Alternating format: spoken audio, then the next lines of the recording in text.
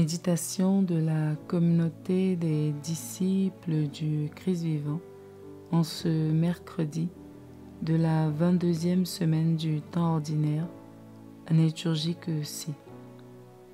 Évangile de Jésus-Christ selon saint Luc, au chapitre 4, les versets 38 à 44.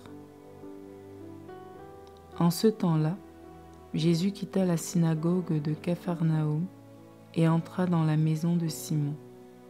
Or, la belle-mère de Simon était oppressée par une forte fièvre, et on demanda à Jésus de faire quelque chose pour elle.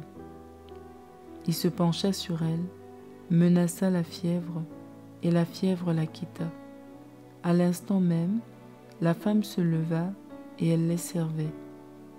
Au coucher du soleil, tous ceux qui avaient des malades atteints de diverses infirmités les lui amenèrent, et Jésus, imposant les mains à chacun d'eux, les guérissait. Et même des démons sortaient de beaucoup d'entre eux en criant « C'est toi le Fils de Dieu ». Mais Jésus les menaçait et leur interdisait de parler, parce qu'ils savaient, eux, que le Christ c'était lui. Quand il fit jour, Jésus sortit et s'en alla dans un endroit désert. Les foules le cherchaient. Elles arrivèrent jusqu'à lui et elles le retenaient pour l'empêcher de les quitter.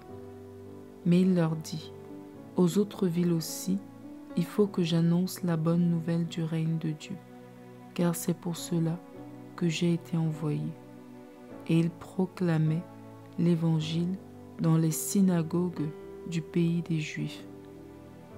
Acclamons la parole de Dieu. Méditation. Frères et sœurs dans le Seigneur Jésus-Christ, rendons grâce à Dieu pour ce don d'un jour nouveau, où il nous témoigne à nouveau son grand amour. Dans cet extrait de l'Évangile selon saint Luc, nous pouvons contempler une journée typique du Christ. Après les enseignements à la synagogue, il se rend chez Simon-Pierre où il guérit sa belle-mère. Au coucher du soleil, de nombreuses personnes malades et possédées viennent à lui et il les guérit, chassant même les démons. Et le matin suivant, il se retire dans un lieu désert pour prier, avant de poursuivre sa mission dans d'autres villes. Nous voyons comment, de l'enseignement aux guérisons et à la prière, le Christ ne s'arrête pas, il poursuit sa mission. Sa journée sur laquelle nous méditons peut être résumée en 3 mots qui présentent ce que doit être la vie d'un chrétien et ce à quoi nous sommes appelés au quotidien: la prière, la compassion et l'action. Premièrement, la prière. Jésus se retire pour prier avant d'agir, avant de commencer sa journée et sa mission dans une nouvelle ville. C'est un appel à nous aussi de trouver des moments de solitude et de prière pour nous ressourcer spirituellement, discerner la volonté de Dieu et nourrir notre foi. La prière est un acte d'humilité et de dépendance à Dieu. Elle est fondamentale pour nous assurer que notre vie reste dans la volonté de Dieu.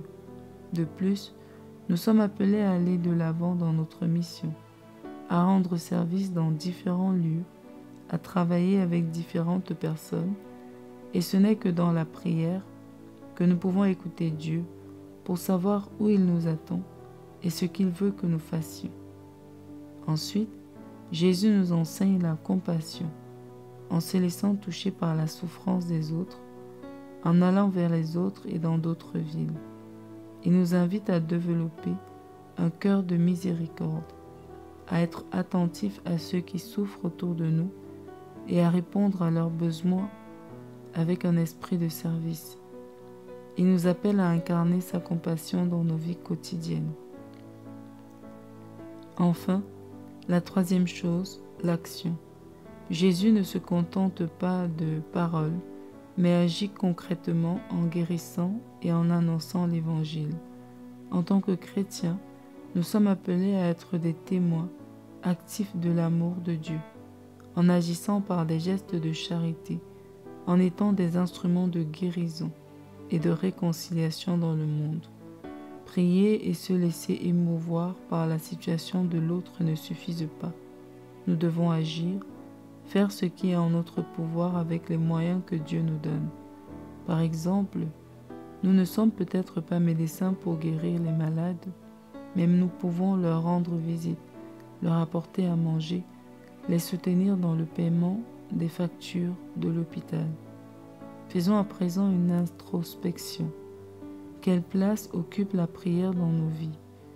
Est-ce que nous prenons le temps pour nous retirer, pour prier et chercher la volonté de Dieu? Sommes-nous attentifs à la souffrance des autres? Est-ce que nous agissons pour aider ceux qui sont dans le besoin, que ce soit physiquement, émotionnellement ou spirituellement? Est-ce que nos actions pour le royaume de Dieu sont concrètes et visibles dans nos vies quotidiennes? Prions. Nous te demandons aujourd'hui, Seigneur, de renouveler en nous un cœur de prière. Aide-nous à savoir nous retirer dans le silence pour écouter ta voix et puiser dans ta présence toute la force nécessaire pour accomplir notre mission. Donne-nous un cœur compatissant, comme celui de ton Fils notre Sauveur, pour que nous puissions nous aussi être des instruments de guérison et de réconfort, que nous vivions notre vie chrétienne dans l'humilité, la compassion et l'action, pour que ton règne s'étende à travers nous. Amen. Intercession.